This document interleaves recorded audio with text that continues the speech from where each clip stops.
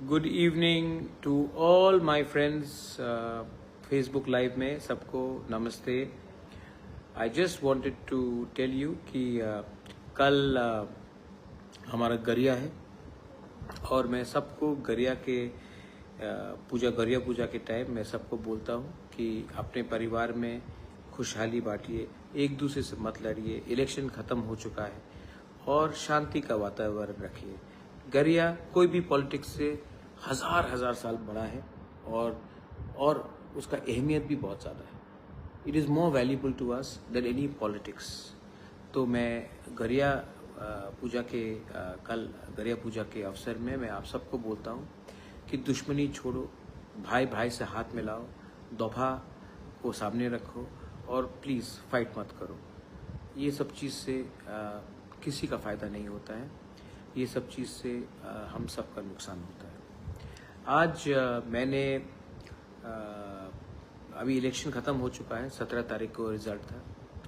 Election ख़त्म होने के बाद आज मैं अपने कमरे में था तो मैंने एक व्यक्ति को फ़ोन लगाया और प्यार से बोला कि वापस आ जाइए। और उसने फ़ोन उठाया और बोला बुबागरा मैं आऊँगा। और मुझे बहुत अच्छा लगता है। देखिए, मैंने हमेशा कहा है नफ़रत हारेगा, प्यार जीतेगा। और जो लोग मुझे छोड़ के गए वो भी मुझे प्यार करते थे, लेकिन हमको भी उनको, अगर मैं राजा हूँ सच में, तो as a king you should have a big heart. तो आज मैंने फ़ोन किया और वो शाम को राजबाड़ी आए और अभी भी मेरे साथ बैठे हैं।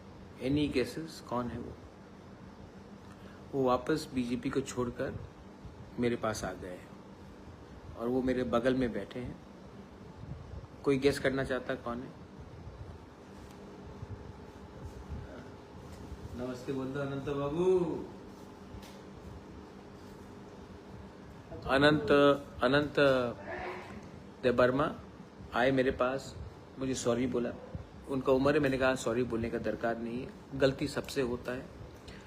इनको किसने खेला मुझे मालूम है, किसने पैसा ऑफर किया और किसने धोखा दिया मैं जानता हूँ, लेकिन है तो अपना तीपरा सा। तो मैंने सब चीज़ को मत रोइए, डोंट बी इमोशनल, दुखी हो रहा है।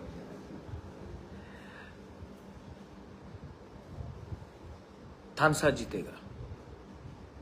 हमको और आगे काम करना है, बदला नहीं लेना है, सबको एक करना है और अपने नेक्स्ट जनरेशन को जिताने के लिए एक संग होकर फाइट करना है, बस। सो वेलकम बैक अनंत बाबू।